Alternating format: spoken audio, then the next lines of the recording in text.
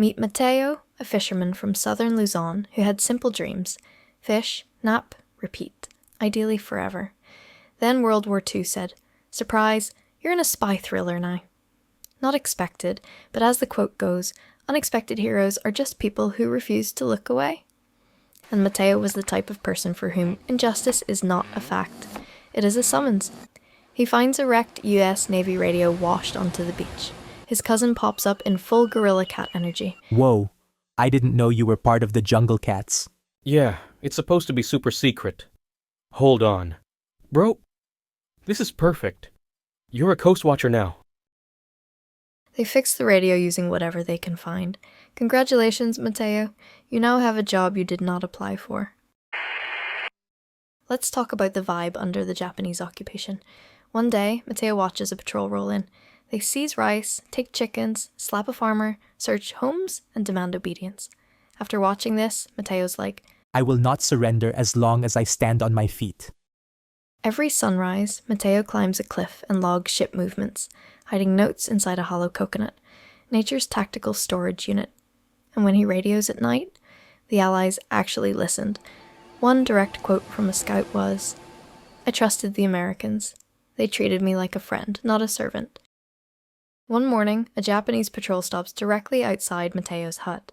If they see this radio, no more Mateo. Owning a radio was an execution-level offense. Actually, they'd destroy the entire village and everybody in it. Mateo doesn't breathe. Then, a Japanese officer enters the door and looks where the radio should be, and then just leaves after another soldier calls for his attention. That was close. The Coastwatchers, a mashup of fishermen, teachers, students, priests, and radio hobbyists who suddenly found themselves running one of the most effective intelligence networks in the entire Pacific. Your uncle, the ham radio enthusiast, he would have fit right in. They plugged directly into the Philippine guerrilla movement, working alongside groups like Marking's guerrillas, the Hunters ROTC, and the Hucks, forming a decentralized resistance that functioned like the anti-fascist Avengers. The Coastwatchers weren't just a side project. They were the eyes and early warning system of the entire resistance. They fed intelligence to guerrilla commanders hiding in the mountains. They relayed Japanese ship and troop movements to US submarines offshore. They coordinated with local militias who performed sabotage and raids. They kept communication lines open between islands after formal Philippine communications collapsed. While guerrillas fought with bolo knives and stolen rifles, Coastwatchers fought with radios, binoculars, and the ability to look casual on a cliff while secretly ruining an empire's day. Here's where it gets wild. Their contribution wasn't vague or symbolic. It was mathematically devastating to Japan's war effort.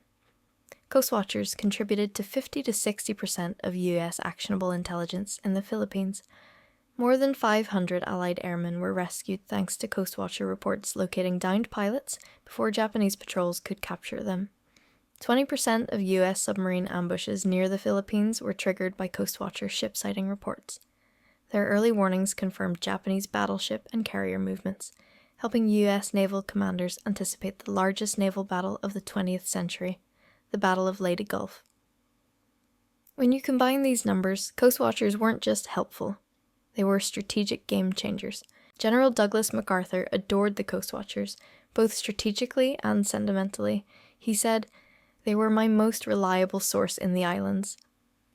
Admiral Ralph Christie wrote that the Filipinos provided intelligence of incalculable value. That's US naval speak for. We literally could not have done this without you. Filipinos under Japanese occupation felt a mix of rage, humiliation, and fierce determination, driven by brutal military rule, food seizures, forced labor, and widespread atrocities committed by the occupiers from Japan. Their sentiment resembled that of other occupied peoples, like those in Poland or China, but Filipino civilian resistance was unique in how widespread it was.